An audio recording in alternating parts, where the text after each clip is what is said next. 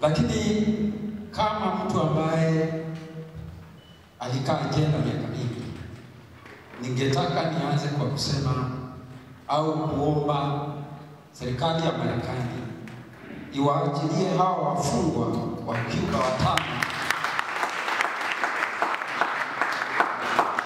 ambao wamefungiwa Marekani, sio kwa sababu ni magaidi, lakini walikamatwa shughuli za kupigania uhuru wa Cuba.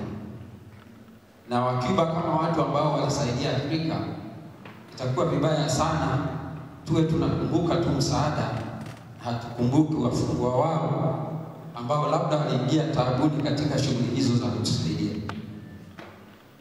Kwanza niseme mimi nilikuja hapa kujikumbusha Uafrika wangu, kwa sababu kusema kweli nadhani tuna tatizo, kama Mnuvi alivyosema, tuna tatizo kubwa ya kwamba katika siku kama hii ya kukumbuka au kuadhimisha uhuru wa Afrika, hatuna mabalozi kama alivyosema ndugu Gasheshi.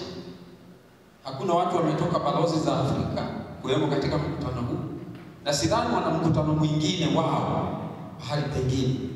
Ukweli ni kwamba hakuna uhuru wa kukumbuka wa Afrika, na huenda iwe kwa kweli hakuna uhuru. Labda sisi tumekuwa tukijidanganya kwamba tuko huru na tuna uhuru wa kusherehekea, kwa sababu ni aibu kusema kweli ya kwamba Afrika haiwezi kukumbukwa katika Afrika.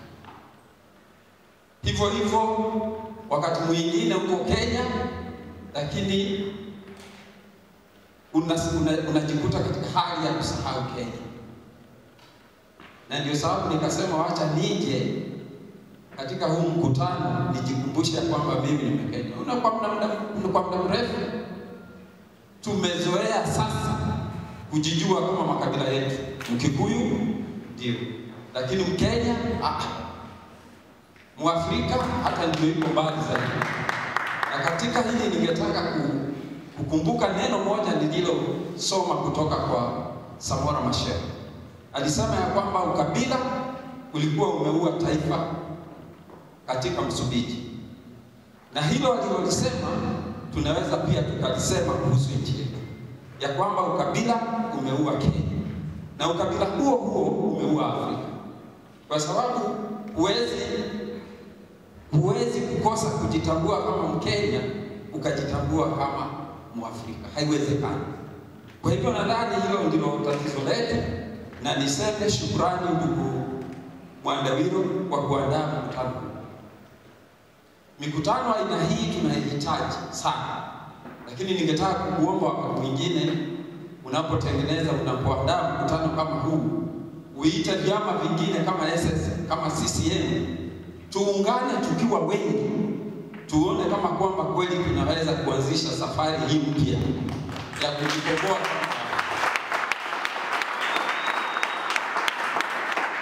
Lakini hizi ni juhudi muhimu za kuandaa mkutano huu. Ni mkutano unaohitajika, lakini tumekuwa na laana sisi, kwa sababu nakumbuka miaka mingi iliyopita sikujijua mimi ni Mwafrika, wala hata sikujua mapambano ya kupigana na ubaguzi wa rangi Afrika Kusini, mpaka nilipokwenda Marekani kama mwanafunzi. Na kule nikakuta watu wamejipanga, na kila mwaka walikuwa na siku waliokuwa wanasema, iliyokuwa inaitwa siku ya Afrika, Africa Day. Wanafunzi wote wa Afrika na wale wa kutoka nchi za Marekani ya Kusini tulikuwa tunajumuika katika mkutano mmoja mkubwa katika jiji la Washington. Na huko ndiko nilianza kujua ya kwamba kuna Afrika. Na ndio mara ya kwanza mimi nikashirika katika maandamano ya kutakia Afrika Kusini uhuru. Wakati tulikuwa hapa hatukuwa na kitu kama hicho. Kwa hivyo ni ajabu. Lazima tusiwe kama tulivyokuwa enzi hizo. Lazima tujitambue na tuanze safari ya kujitambua, kwa sababu kwa sasa nadhani bado tuko tamu. Nitasema machache tu niseme ya kwamba kama hatujui ni kwa nini tumesahau Afrika, tujue ni kwa sababu ya ubeberu. Mwafrika amepigania uhuru akitaka kufukuza ubeberu, lakini ubeberu ukawa na ujanja mwingi na mpaka wa sasa bado upo. Ukienda Nairobi hii utajihisi kuwa katika mojawapo ya nchi za Ulaya kuliko katika nchi ya Afrika. Watu ni weusi, lakini fikira zao zote ni nyeupe. Kweli utamaduni tunawajivunia si utamaduni wa Kiafrika. Ukienda kwa katika mtaa wowote hapa, ukae kando, usikize wapita njia wakiongea, wote huwa wanaongea Kiingereza. Vigumu sana ukasikia watu wakiongea Kiswahili, labda kuja katika miji ya mabanda. Katika miji ya mabanda utakuta Waafrika, lakini huku kwingineko unakuta Waafrika weusi, Waafrika weupe. Kwa hivyo lazima tujue ya kwamba tuko pale tulipo kwa sababu ubeberu bado unaitawala Afrika. Hiyo mimi sina shaka nayo. Ndio sababu nchi zetu ni makoloni mamboleo. Tatizo lingine ambalo lazima tulikumbuke kwa kifupi kwa sababu ya muda ni kwamba tuko pale tulipo kwa sababu ya uongozi mbaya. Afrika ina utajiri mwingi na inaweza ikashindana na dunia, lakini sijui tulirogoaje. Lakini ukweli ni kwamba tumekuwa na viongozi wabaya kuliko bara lingine lolote. Sijui kama tumesahau ya kwamba katika nchi katika bara hili tulikuwa na madikteta kama Mobutu, Idi Amin, Bokassa, yule alikuwa anajiita mfalme Bokassa, Kamuzu Banda, Moi sasa, hata sasa Moi badala ya kumuita dikteta ashakuwa shujaa. Kweli wewe tazama popote anapoalikwa Moi, tuseme katika hafla ya harusi, akitajwa tu unasikia makofi yanapigwa na watu. Unauliza hawa watu vichwa vyao vimeharibika au ni kitu gani kibaya? Lakini utakuta wacha wakati alikuwa ni mkulima namba 1, siku hizi wakati ni mstaafu, bado atashangiliwa akikutana na Mwandawiro katika hafla ya mazishi. Alafu ukasema ya kwamba Mwandawiro mganga yuko hapa. Alafu baadaye ukasema ya kwamba rais mstaafu Moi yuko hapa. Moi atapata makofi mengi kuliko Mwandawiro, au hata kuliko Koi. Sasa unashindwa ni kitu gani kimetupata tukafikia hapo ambapo tunatambua madikteta kama mashujaa na waliopigania hatuwakumbuki. Kwa hivyo hii ni siku ya kujikumbusha kwamba tumekuwa chini ya utawala wa udikteta. Nadhani bara ambalo lilikuwa linashindana nasi katika hili la madikteta labda ni Marekani kusini peke yake. Lakini sasa wametupita. Tumeona kina Daniel Ortega wamerudi mamlakani, wanajenga nchi yao. Tumeona Chavez akijenga nchi yake na kupigania uhuru wa bara nzima. Hawa watu wamepiga hatua nyingi mbele yetu. Sisi badala ya kwenda mbele kusema kweli, nadhani tunarudi nyuma. Hicho ndicho kinachonishangaza kabisa. Kwa sababu ukija kwetu Subukia, nikakupeleka mahali wanapoongea watu, yale mambo watakayokuwa wakisema yatakuwa ni ya kutisha kuliko walioyasema miaka 30 au 20 iliyopita. Lugha inayoongewa kutoka asubuhi hadi jioni ni lugha ya ukabila na ni lugha ya kuabudu madikteta wanaotutawala na ni lugha ya kuomba. Ukionekana pale mgeni umeleta nini? Hakuna lingine ambalo linaongea. Ukianza kuongea mambo ya siku ya Afrika unasikika kama wewe ndiye mwenda wazimu. Huyu anatuambia nini sasa? Kwa hivyo ningetaka kusema ya kwamba kwangu mimi najua ya kwamba Africa Union ambayo inakutana kule Ethiopia, na ningetaka kusema ya kwamba hawa watu hawajakuwa mashujaa kwa maoni yangu, kwa sababu nakumbuka wakati tulikuwa tunateswa, tulililia OAU, lakini hakuna aliyetukumbuka. Mnateswa, mnawekwa jela, mnawekwa kizuizini, mnafurushwa kutoka vyuo vikuu, mnanyimwa kazi, na huko mnalilia muungano huu wa Afrika, tusaidieni, tunanyanyaswa, lakini hakuna chochote kilichofanywa. Hawa hawakutani pale kwa niaba ya wananchi wa Afrika, wamekutana pale kwa niaba ya maslahi yao wenyewe. Niko karibu kumaliza.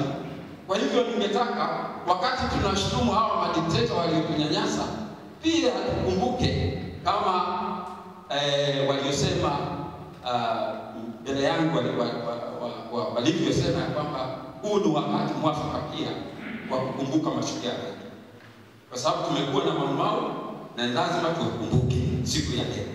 Tuseme tunajivunia ya kwamba tulikuwa na mamao.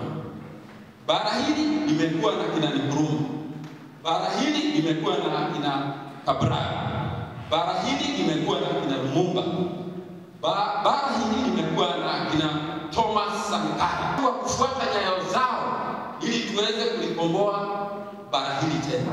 Na niseme haki ya kujitawala ni kujiondolea umaskini, na ningetaka kusema kwamba Afrika inaonekana ya kwamba ni maskini leo kuliko ilivyokuwa miaka 10 iliyopita. Sisi wakati wengine wanapiga hatua mbele, sisi tunapiga hatua za kurudi. Na kitu kibaya zaidi mkiniuliza, nitawaambia kwamba tuna aina mbili za umaskini ambazo ni lazima tushughulikie. Umaskini wa kukosa mahitaji ya lazima, wa kukosa nguo, wa kukosa chakula, wa kukosa matibabu, ni umaskini mbaya sana. Lakini mkiniuliza ni kwa nini tuko vile tulivyo, nitamwambia sio kwa sababu ya umaskini wa mali, lakini umaskini wa akili na umaskini wa roho. Hatuna roho tena, lakini vibaya zaidi ni kukosa akili. Kama tumeachwa na mabara mengine katika hiyo safari ya kuingia katika dunia ya kwanza, tumeachwa nyuma kwa sababu ya kukosa akili. Hatufikiri, hatujengi bongo zetu, tunalia tumbo, lakini tunasahau bila akili uweze hata kushughulikia tumbo. Lazima uwe na akili uweze kumalizia njaa. Nikimaliza niseme ya kwamba wengine wetu tulifanya kila tuliloweza kufanya tukipigania ukombozi wa pili, lakini ukombozi huu wa pili ambao tumekuwa tukijivunia, mimi naona kama tumenyang'anywa vile vile tulivyonyang'anywa uhuru wa kwanza. Tumenyang'anywa. Wakati mimi namuona Uhuru pale wakiwa pamoja na Ruto, naona wezi wa uhuru wa pili, watu ambao wamenyaka kile ambacho hawakupigania, na sasa watatumia mamlaka walio nayo kutukandamiza. Tutakandamizwa, wacheni nimwambie, na udikteta hauko mbali. Ukiangalia hawa vijana wanaojiita digital kajoni, umeona safari wameanza safari zao za kuunganisha madikteta kama wao. Umeona safari ya Ruto kwenda wapi, anatumia milioni 100 katika mwaka mmoja, na sisi ujue ya kwamba hiyo ni safari moja pekee yake. Kuna safari nyingine nyingi ambazo watakwenda. Kwa hivyo inasema ya kwamba tukaeni choni, tusijidanganye ya kwamba tumepata uhuru wa pili na sasa tuko karibu kuingia Kanani. Viongozi ambao wameshika hatamu ni viongozi wa kurudisha Misri, sio wa kupeleka Kanani. Hivyo ninaamini kabisa. Na nikimaliza, ningetaka tu kushukuru kwa Cuba. Nimekuwa nikisoma kitabu chao, kitabu cha maisha ya Castro, na nikashangaa sana kwa sababu mchango wa Cuba katika ukombozi wa Afrika ni wa hali. Labda tunaweza, na pia Algeria. Nakumbuka sana vita vya Maumau ya Algeria. Unajua wa Algeria walikuwa na Maumau yao. Nadhani baada ya sisi kuwa na Maumau yetu, nadhani waliiga Maumau ya hapa. Lakini walipigana vizuri sana, na tunakumbuka watu kama Bembela, tunakumbuka watu kama Frantz Fanon ambao walikuwa ni watu wa Algeria. Mpaka wa sasa ukitaka kujua namna ya kupambana na udikteta, lazima umsome Frantz Fanon, lazima ujue Bembela ni nani, na ni lazima ujue Castro na Che Guevara, kwa sababu Che Guevara ni mtakatifu wa dunia nzima, wa maskini wote walipo.